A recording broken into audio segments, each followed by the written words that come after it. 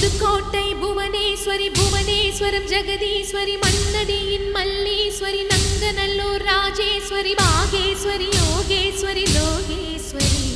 Melmalayanur